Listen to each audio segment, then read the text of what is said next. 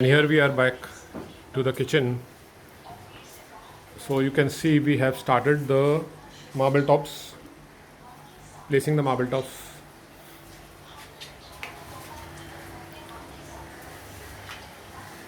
You had already seen the electrical conduit already filled up.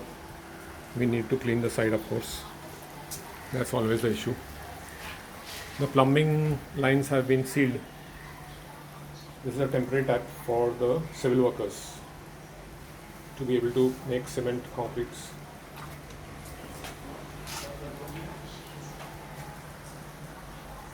You can see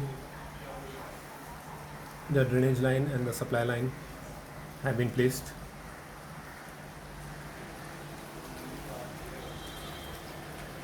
So here it is.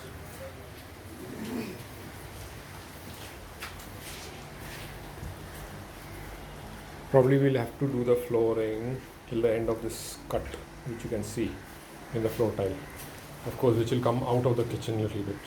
Will not look great, but I guess we don't have a choice in this situation.